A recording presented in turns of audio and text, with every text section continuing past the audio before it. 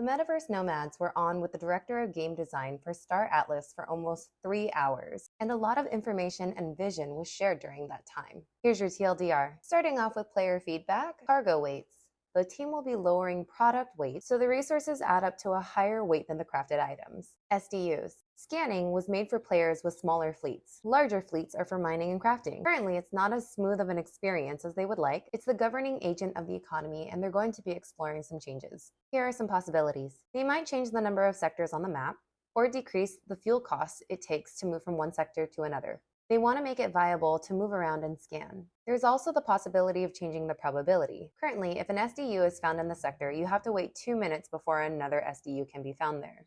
One possibility is once an SDU is found, the percentage starts at 0 and then it slowly climbs up as time goes on. They're looking at implementing advantages for actual data runners, having heat maps to show where the fleets are and where people are finding SDUs. In the future, there will be different types of data that you can find. Science data units, intel data units, survey data units, all used for different things. Data is supposed to be its own compartment, and data runners actually have data racks to expand the amount of your cargo. And there's a possibility that you'll have a data scanner that you'll have to repair or replace as you scan. Addressing people using bots to find SDUs, Chypto just mentioned that combat will be the best bot prevention.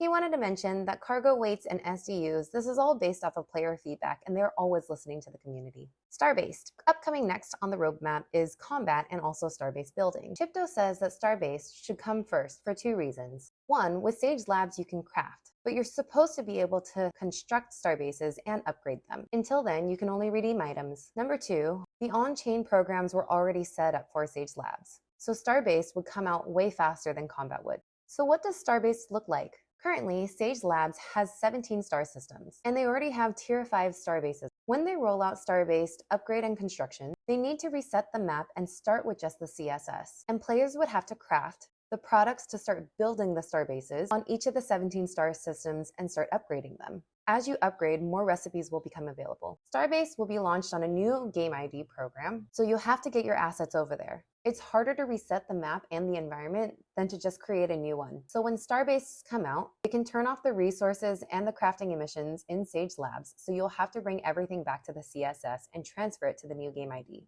Loyalty points and XP. Since the starbases aren't fully up and running, you can't just dock and use crew to upgrade. Fleets will enter the sector and deposit ingredients to build the starbase. Once it's built, then you can dock, disband, and have crew to start crafting. And you'll earn loyalty points to do that. This is player progression. Factions will be allocated a certain amount of Atlas that can be emitted. For example, each get 1 million Atlas per day emitted. And you can take the proportion of loyalty points and relate them to the amount of Atlas reward. The more you help with upgrading, the more Atlas you will earn. There's also the possibility of redeeming new ships for LP and Atlas. You can use LP for other player progression items. And like licenses, loyalty points are locked to the account. There's also XP. As you earn XP, you also increase your council rank.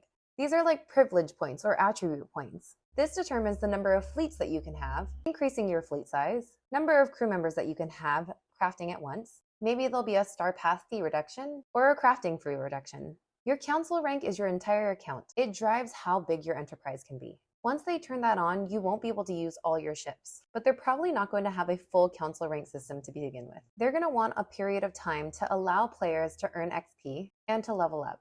It'll start off being a cosmetic on your profile, but this will be a grace period where users will be able to level up so that when they turn on council rank, the transition will be a bit smoother. And hopefully it'll give the opportunity for users to use all their ships on day 1. Crafting also won't be as easy in the future. Chypto says that right now this is easy mode. The team wants to see players working together to compete against the other factions. There might be a prize pool for the faction who wins. It could be a lump sum of Atlas distributed based off of how many loyalty points you have. If there are more players in a certain faction, there'll be less opportunity to earn Atlas because you'll be splitting it with more people. Chypto also wants to make sure that the winning faction doesn't really have an advantage in the next round. So other prizes could be something cosmetic, badges, something to prove that your faction had won. Player progression. Chypto listed a lot of things about his vision for player progression. Licensing, missions, NPCs, smaller safe things that you can do with smaller ships, having crew members as individualized assets, specialized crafting crew and leveling them up, peer-to-peer refueling and repair, racers with missions, fighter utility, data runner utility, racer utility, crew member utility, All of this is planned to be coming in the next versions. XP and LP will be coming in the next release of Starbased, and specialized crew members after that. Crew members will be able to be leveled up. The more time they spend in a job, the more skills they will have there. And later on, you'll be able to buy and sell crew members. Currently, with the ships that you own, you'll get that many number of crew members. There will be a snapshot, and players will get all the components, the modules, and the number of crews that are in that ship. Later on, purchasing a ship on the marketplace will just be the ship.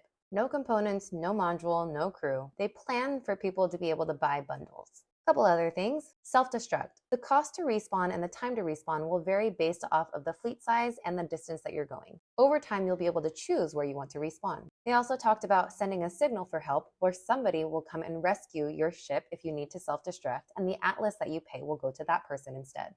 Hardness and richness. More resources will be available and locations will change moving forward. More star systems will be available. Chypto wants the asteroid belts to have randomized assets that reset every so often. The ships that you can redeem on labs come from the supply that they had listed on the marketplace, so nothing is inflated. For the Butch, they have the number that they want to sell, and those that are crafted will be taken from the total supply. The Max Hog will be only acquirable in gameplay. Faction crystals. Currently, they have all the same utility.